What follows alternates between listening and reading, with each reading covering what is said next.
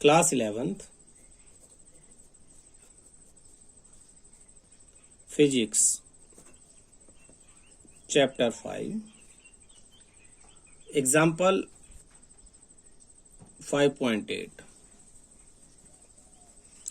तो इस एग्जाम्पल में क्या कहता है, क्वेश्चन में देखना, एक फिगर दिया हुआ है, 4 किलोग्राम का एक मास है, वो रेस्ट पे है, हॉरिजॉन्टल प्लेन पे, यानी ये हॉरिजॉन्टल प्लेन है, इस पे ये 4 किलोग्राम का एक वजन है, ये रेस्ट पे है।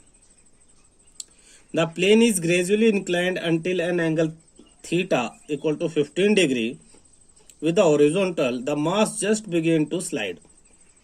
इसको धीरे धीरे हम ऊपर उठाते हैं, जिसकी वजह से ये जो नीचे का एंगल है ना, ये बढ़ जाता है, ये वाला एंगल बढ़ता है, और ये थीटा बढ़ के कितना हो जाता है 15 डिग्री, और 15 डिग्री होते ही ये नीचे स्लाइड करना शुरू कर देता है, slide, just begin to just slide. What is the coefficient of static friction? आपसे क्या पूछा है, कोफिशिएंट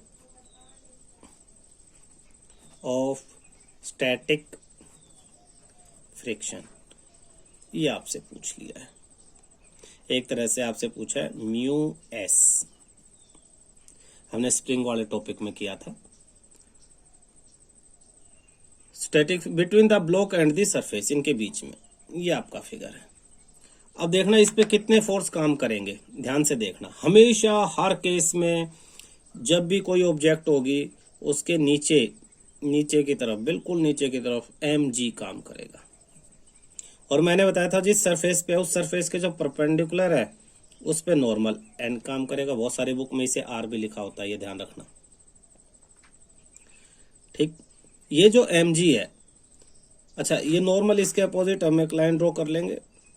अब हमारा ये जो mg है, ये दो कंपोनेंट में ब्रेक हो जाएगा, एक इसके अलोंग और एक परपेंडिकुलर, ऐसे, ठीक। तो ये थीटा है, मैथमेटिकली ये भी सेम थीटा होगा। तो mg दो कंपोनेंट में ब्रेक हुआ, थीटा की तरफ हो जाएगा ये mg cos थीटा, और दूसरी तरफ हो जाएगा ये mg sin थीटा। जिस तरफ काम हो रहा है, काम किस तरफ हो रहा है, नीचे की तरफ हो रहा है, तो mg इस तरह के दो परपेंडिकुलर कंपोनेंट में ब्रेक हो जाएगा। और अपोजिट डायरेक्शन में कौन सा फोर्स लगेगा, फ्रिक्शन फोर्स, तो इसे हम लिख देते हैं Fs, स्टैटिक फ्रिक्शन। जब ये रुका हुआ था, जस्ट उसके इक्वल ही रहेगा सारा सीन। तो हमारा मेन काम क्या है, हमारा मेन काम हर क्वेश्चन में यही है कि बैलेंस करना, यानी mg sin थीटा और फ्रिक्शन फोर्स को, n और mg cos थीटा को बैलेंस करना। जस्ट स्टार्ट हुआ है तो mg sin थीटा और फ्रिक्शन फोर्स जस्ट इक्वल है, और ये इस डायरेक्शन में ना तो उधर जा रहा ना अंदर जा रहा, तो नॉर्मल mg cos थीटा के बराबर है। तो हम क्या लिखेंगे, हम सॉल्यूशन में लिखेंगे mg cos थीटा बराबर नॉर्मल, और क्या लिखेंगे mg sin थीटा बराबर Fs, फ्रिक्शनल फोर्स। ये हमारी दो इक्वेशन हो जाती हैं, ठीक है। तो ये हमारी इक्वेशन सपोज फर्स्ट होगी, और ये बैलेंस कर लिया हमने सेकंड इक्वेशन। फ्रिक्शन फोर्स का क्या फॉर्मूला है, friction force, static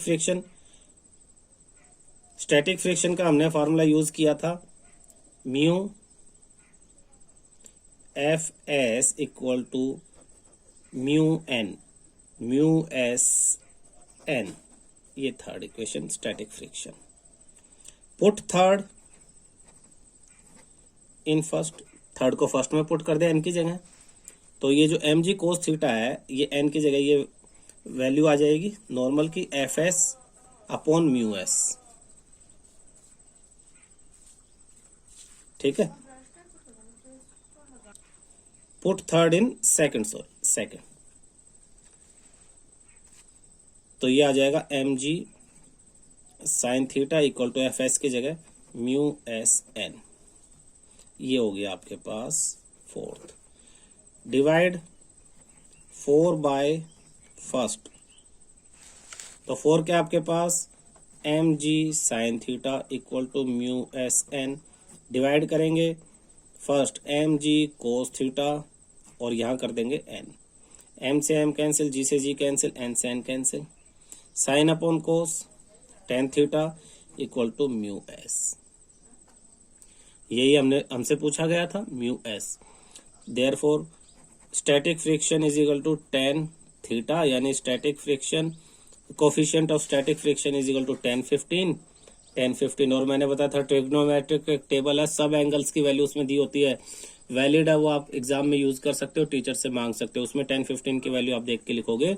coefficient of static friction is equal to 0.27। देखना, हमने दोबारा देखते इस क्वेश्चन को, कोई खास नहीं किया। mg नीचे की तरफ काम करता है, उसको दो कंपोनेंट में, mg sin theta mg cos theta. ये नॉर्मल परपेंडिकुलर है, अपोजिट डायरेक्शन में फ्रिक्शन फोर्स, ये इसके इक्वल और ये इसके इक्वल, दोनों को इक्वल रख दिया हमने। यानी mg, दोबारा मैं यहाँ हल्का रफली करके बता रहा हूँ, mg sin theta equal to F S कर दिया, और mg cos theta equal to N कर दिया, दोनों को डिवाइड कर दिया। m से m कैंसिल, g से g, sine upon cos tan theta equal to F S की जगह mu S N upon N, N से एन कैंसिल, तो mu S equal to tan theta. बस टेन थीटा की वैल्यू डाल के इतना सही है। यहाँ इक्वेशन 1 2 वगैरह में लिखते लिखते इस तरह से दिखाने में थोड़ा लंबा पड़ गया, सिंपल इतना ही है। दो इक्वेशन है, बैलेंस किया, डिवाइड कर दिया, आंसर आ गया। एक फ्रिक्शन फोर्स वाला फॉर्मूला यूज किया हमने, ये याद रखना, ठीक है। क्वेश्चन, ये एग्जांपल 5.9 कहता, what is the acceleration of A block and trolley system shown in the figure.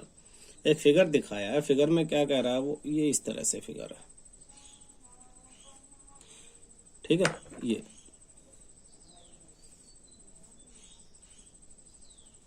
यहां एक ट्रॉली है, ये, और इस पे ये पुली लगी हुई है। ट्रॉली से एक रस्सी आई, पुली के ऊपर घूम गई, और नीचे इस पे आपने क्या एक वेट हैंग कर दिया। वेट, ये वेट कितना है, 3 किलोग्राम, नीचे की तरफ काम करेगा। तो mg, m है 3, g है 10, तो ये 30 न्यूटन नीचे की तरफ काम कर रहा है इस पे। अब नीचे काम करेगा तो एक टेंशन ऊपर काम करेगी, खिंचाव, टेंशन खिंचाव, रस्सी में खिंचाव आएगा।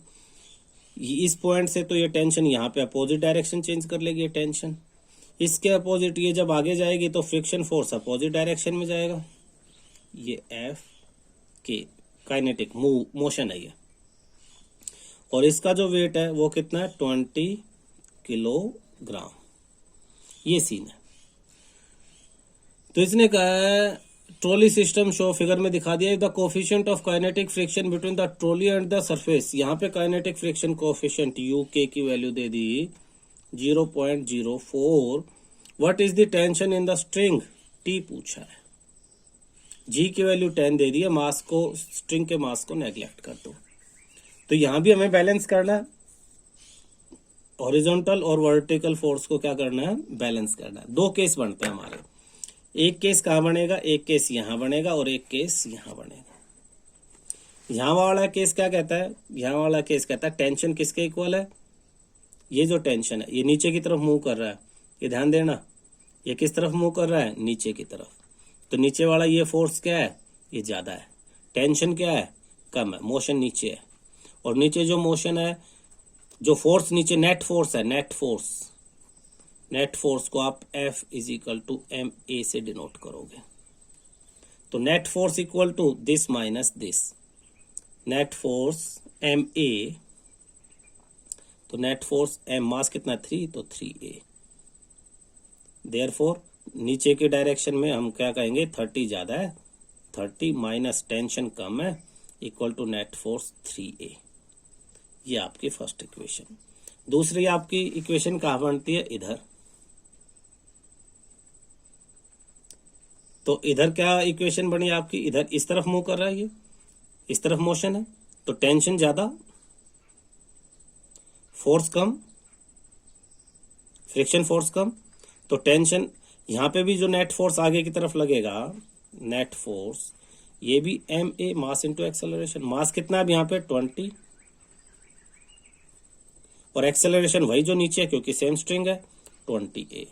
देयरफॉर नेट फोर्स आगे की तरफ ज्यादा है तो टेंशन माइनस एफ के, टी माइनस एफ ऑफ के इक्वल टू 20A। ये आपकी सेकंड इक्वेशन। दो इक्वेशन बना ली हमने, हॉरिजॉन्टल और वर्टिकल। इसे दोबारा समझो। पहला क्वेश्चन आपका ये इस तरह का, ये वेट नीचे की तरफ मूव करता है, नीचे की तरफ मूव करेगा। नीचे कितना फोर्स लग रहा है इस पे ध्यान दो, नीचे 30 न्यूटन लग रहा है। अपोजिट डायरेक्शन में ये टेंशन है तो 30 ज्यादा है, टेंशन कम, तभी तो नीचे मूव करेगा। तो 30 minus tension is equal to 3A MA, force जो जिस फोर्स से नीचे मूव करता है। तो 30 माइनस टेंशन, ऐसे ही आगे मूव कर रहा है तो आगे टेंशन है, पीछे फ्रिक्शन है, tension minus friction is equal to MA। यहाँ पे मास 20 है तो 20A इक्वल टू दिस। दो इक्वेशन आपके पास होगी। क्लियर। अब ये जो आपका फ्रिक्शन है, काइनेटिक फ्रिक्शन, इसका फॉर्मूला क्या है? इसका फॉर्मूला आपके पास है म्यू एन। एन की वैल्यू आपको मालूम है, एन हमेशा वर्टिकली अपवर्ड ऊपर की तरफ काम करता है यहाँ पे। तो यहाँ पे एन क्या है? 20 इंटू 10 यानी 200 न्यूटन। क्लियर। तो यहां से हम टेंशन की वैल्यू इसको गायब कर देंगे।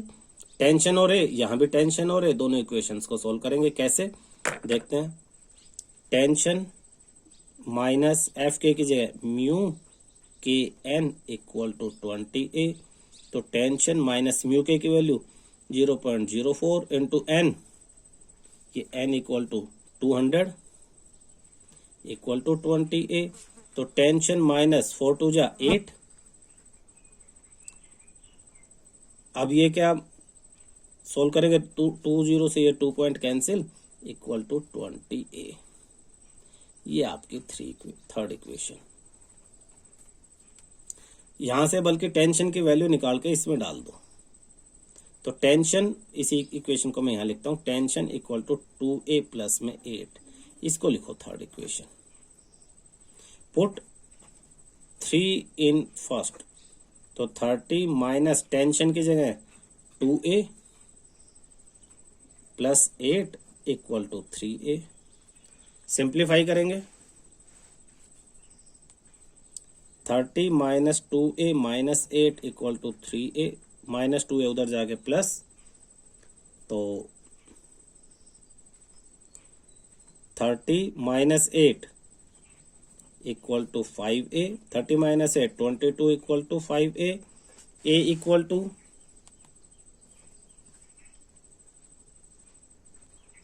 देखना यहाँ पे ये 8 था, ये 20A था, 20A। तो tension equal to 20A plus 8। तो 20A प्लस 8, तो 20A माइनस 8। तो 20A उधर जाएगा तो ये हो जाएगा 23A। तो 23A, A equal to 22 upon 23। Cancel out करके रफली जो वैल्यू निकालेंगे, एक्सेलरेशन हो जाएगी 0.96 मीटर पर सेकंड स्क्वायर। हमें क्या निकालना है? हमें टेंशन निकालना है। तो टेंशन वैल्यू पुट कर लेंगे। Tension is equal to 20A plus 8। Tension equal to 20A plus 8।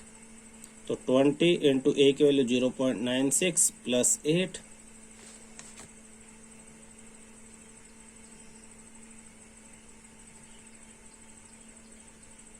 Plus 8, 27.2 approx newton. ये आपका आंसर है।